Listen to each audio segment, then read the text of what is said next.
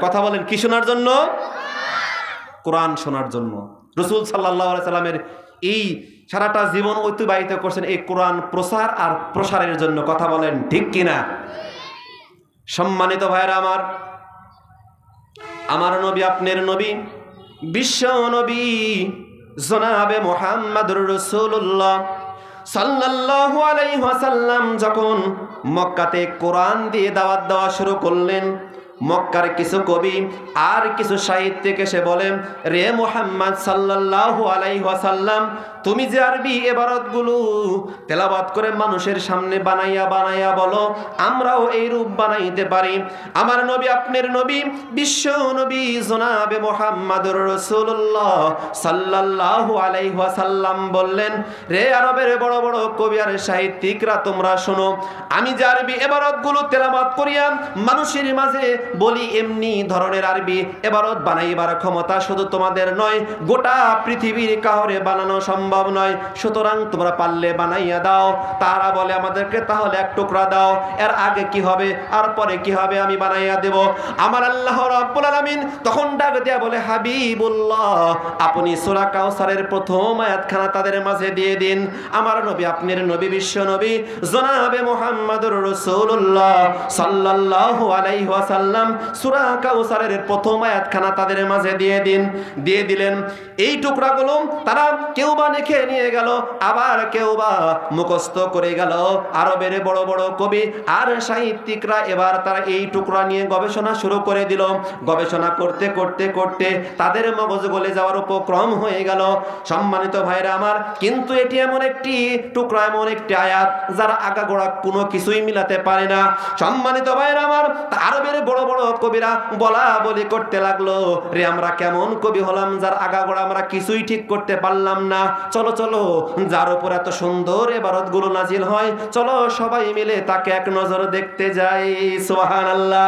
সম্মানিত ভাইরা আমার, আরবের বড় বড় কবি আর সাহিত্যিকরা আমার নবী দরবারে হাজির হইয়া যায়, যে তারা বললেন, ইন্না আ'তাইনাকাল কাউসার লাইসা হাযা কালামুল বাশার।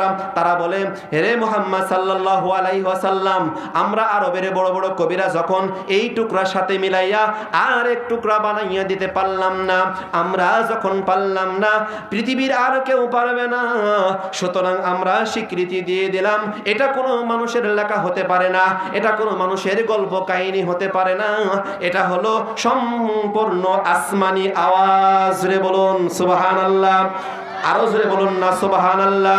সম্মানিত ভাইরা আমার, আরবের বড় বড় কবি আর সাহিত্যিক যখন এই কথা বললেন, আমার নবী, আপনার নবী, বিশ্ব নবী জনাবে মুহাম্মদুর রাসূলুল্লাহ সাল্লাল্লাহু আলাইহি ওয়াসাল্লাম তখন বললেন, রে আরবের বড় বড় কবি আর সাহিত্যিকরা, তোমরা শোনো, আমার আল্লাহ সূরা কাউসারের প্রথম আয়াতখানা পরে দ্বিতীয় আয়াতখানা কি বানাইছে তা কি তোমরা শুনবা?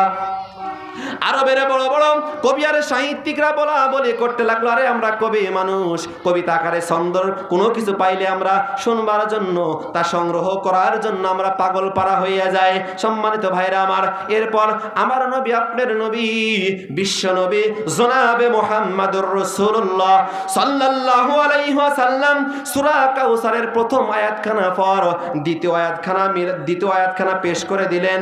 ও দুনিয়ার মুসলমানেরা, এত সুন্দর চমৎকার মিল পৃথিবীর কোনো কবি, কেন কোনো কবির বাপেরও বানাইবার ক্ষমতা নাই। কথা বলেন ঠিক কিনা? আরো জোরে বলেন ঠিক কিনা?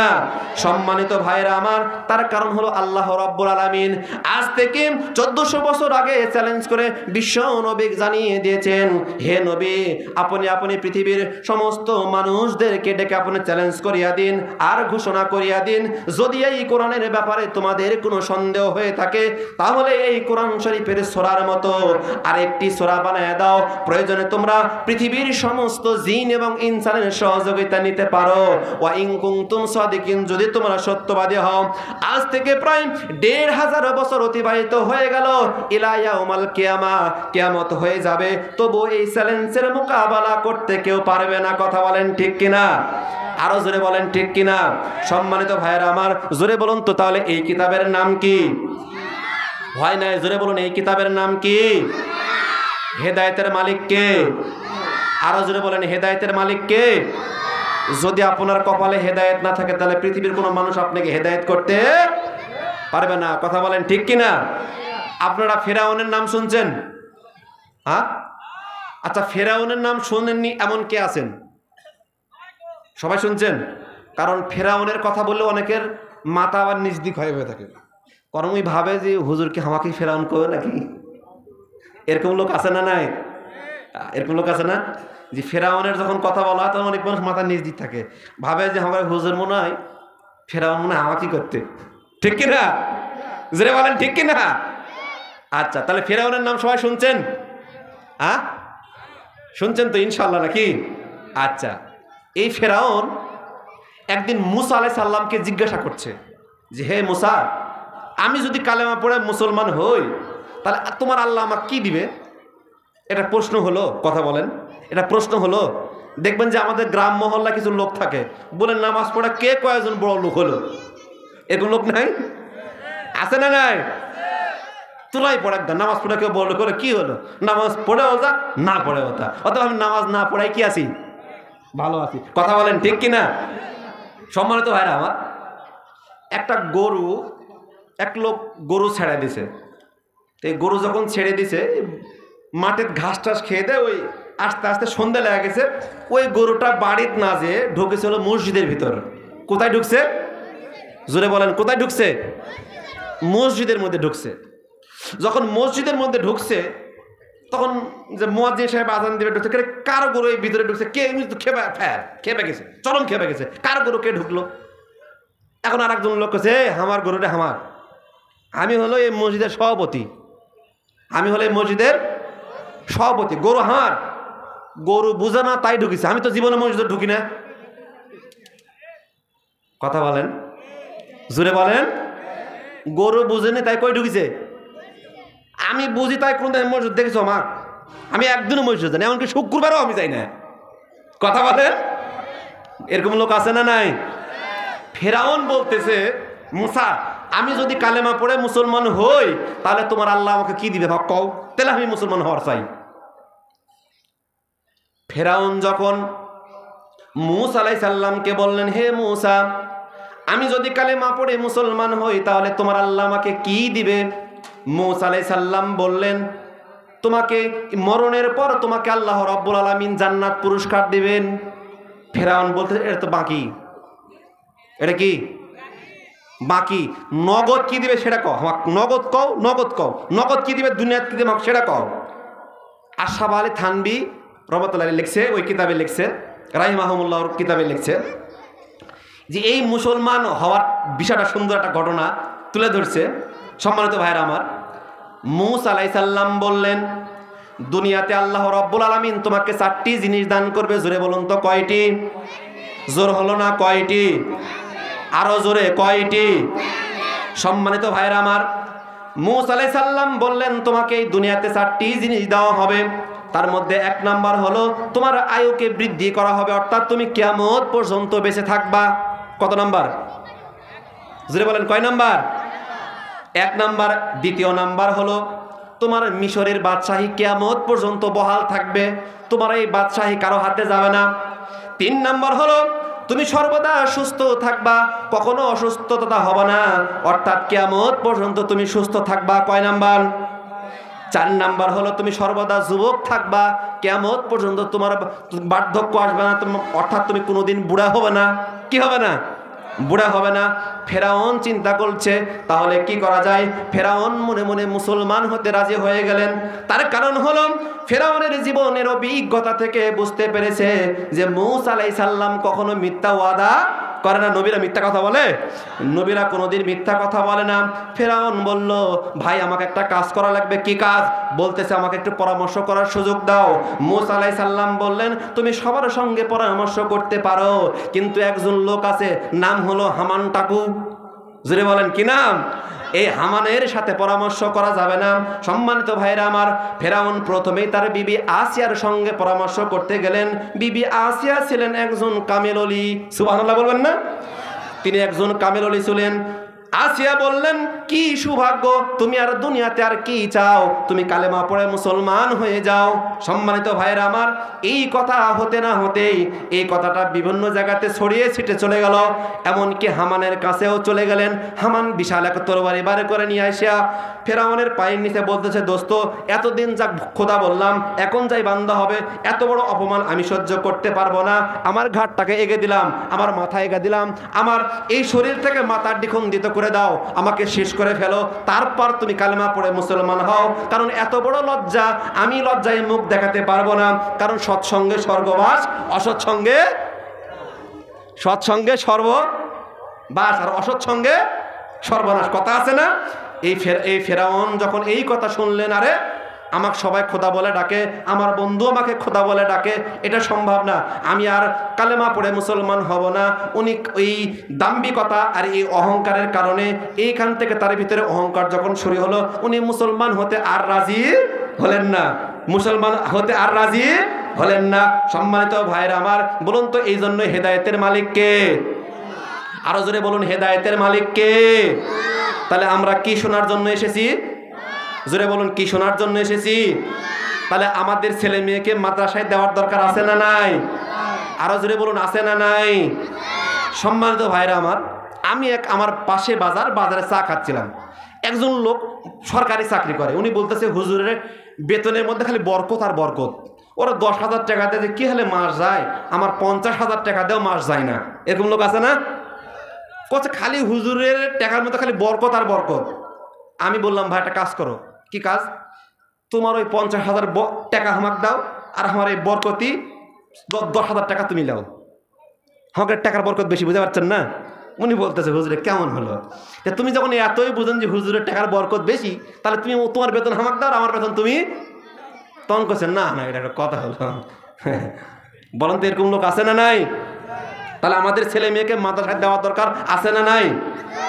চলে আসুন সম্মানিত ভাইরা আমার নবী, আপনার নবী, বিশ্ব নবী জনাবে মুহাম্মদুর রাসূলুল্লাহ সাল্লাল্লাহু আলাইহি ওয়াসাল্লাম কয়েকজন সাহাবী সহ কোন এক প্রয়োজনে হযরত আবু তালহা রাদিয়াল্লাহু তাআলা আনহু এর জিন্ন কুঠিরের আঙ্গিনায় উপস্থিত হয়ে গেলেন।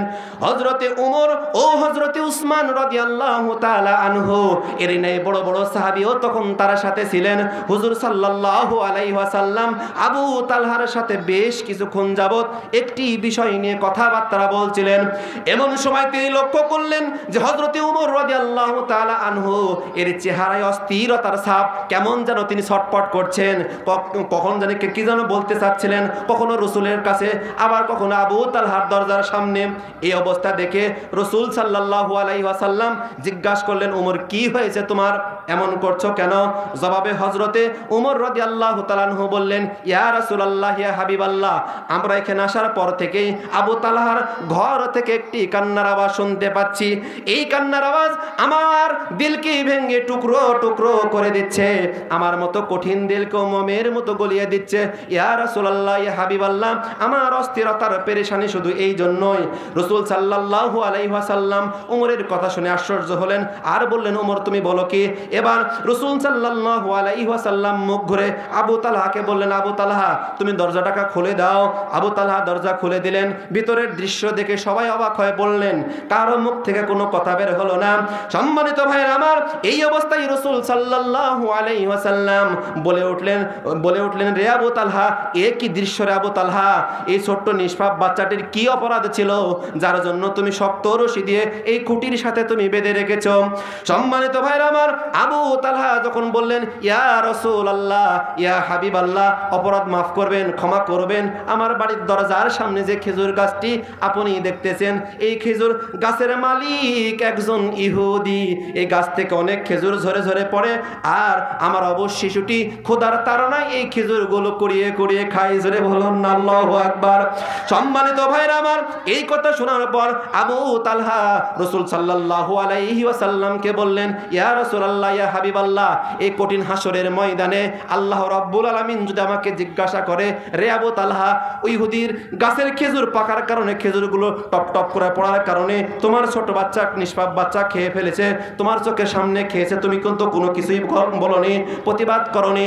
এই জবাব যদি, এর হিসাব যদি আল্লাহ তাআলা আমার কাছ থেকে নেই, আমি ওই আল্লাহ তাআলার ভয়ে এই নিষ্পাপ এই শিশু বাচ্চাটিকে আমি বেঁধে রেখেছি। আল্লাহু আকবার। আরো জোরে বলুন না আল্লাহু আকবার। সম্মানিত ভাইয়েরা আমার, বাচ্চাদের কিভাবে লালন পালন করতে হয় এটা জানার দরকার আছে না? হ্যাঁ, সম্মানিত ভাইয়েরা আমার, আবু তালহার কথা শুনে সকলের কণ্ঠ রুদ্ধ হয়ে এলো, সকলেই নীরবে দাঁড়িয়ে রইলেন, কেউ কোনো কথা বলতেছে না। এবার আবু তালহার কথা শোনার পর রাসূল সাল্লাল্লাহু আলাইহি ওয়াসাল্লাম আবু তালহাকে বুকের সাথে জড়িয়ে ধরলেন আর বললেন, রে আমার সাহাবীরা, তোমাদের মধ্যে এমন কি কেউ আছো যে ইহুদির কাছ থেকে এই গাছটি ক্রয় করে আবু তালহাকে হাদিয়া দিবে? ওই মজলিসের মধ্যে একজন সাহাবী ছিলেন, সেই সাহাবীর নাম হলো উসমান গনি। সুবহানাল্লাহ বলবেন না? আল্লাহ হলো পৃথিবীর বুকে সবচাইতে, এই দুনিয়ার সব কিছু যাতে ধনী কে? আল্লাহ। আল্লাহর পরে যে আল্লাহর ডিগ্রিটায় আমার আল্লাহ রাব্বুল আলামিন এই ডিগ্রিটা উসমান গনিকে দান করেছেন। জোরে বলেন সুবহানাল্লাহ। আল্লাহ বলেন আমি হলো ধনী, আর দুনিয়ার বুকে আরেকটা ধনী হলো উসমান গনি। জোরে বলেন উসমান গনি। নাম কি? উসমান কি? গনি। গনি মানে হচ্ছে ধনী, গনি মানে কি? ধনী। সম্মানিত ভাইরা আমার, উসমান গনি দ্রুত চলে গেলেন ইহুদির বাড়িতে। যায় ইহুদি একটি কাজে ব্যস্ত ছিলেন, ইহুদির কাছে বলতেছেন, আমার কথাটি আগে শুনুন। ইহুদি বললেন, কি কথা বলতে চান বলুন। এই কথা যখন বললেন আবু তালহার ঘরের দরজার সামনে খেজুর গাছটি কি আপনার? ইহুদি বললেন, হ্যাঁ, ওই গাছটি আমার। ইহুদি যখন এই কথা বললেন, এই কথা যখন বললেন, উসমান গনি বললেন, ঠিক আছে, গাছটি আমার খুব প্রয়োজন, আমার কাছে বিক্রয় করতে হবে। ইহুদি বলল, না, আমি উহা বিক্রি করব না। অবশেষে অনেক পীড়াপিড়ির পর একটি দুইটি নয়, বরং 20টি খেজুর গাছের বিনিময়ে এই ইহুদির কাছ থেকে উসমান গনি এই গাছটি ক্রয় করে ফেললেন। জোরে বলেন সুবহানাল্লাহ। সম্মানিত ভাইরা আমার, এই গাছটি ক্রয় করার পর দৌড়ে চলে গেলেন রাসূলের দরবারে, যা বললেন, ইয়া রাসূলুল্লাহ, ইয়া হাবিবাল্লাহ, আজ থেকে এই গাছের মালিক ইহুদি নয়, আজ থেকে এই গাছের মালিক হলেন আবু তালহা। সুবহানাল্লাহ। লিল্লাহে তাকবীর, লিল্লাহে তাকবীর। সম্মানিত ভাইরা আমার, এই কথা যখন আবু তালহা দূর থেকে যখন শুনতে পাইলেন, আনন্দে অশ্রু প্রবাহিত হতে লাগলো। অশ্রু ঝর্ণা ধারায় দাড়ি মুবারকগুলো ভিজে যাচ্ছিলেন। আর আবু তালহা বলতেছেন, ইয়া রাসূলুল্লাহ, ইয়া হাবিবাল্লাহ, এই দানের প্রতিদান আমার দেওয়ার মতো কোনো কিছুই নাই। উসমান বললেন, ভাই, এই দানের প্রতিদান তোমাকে কোনো কিছুই দিতে হবে না।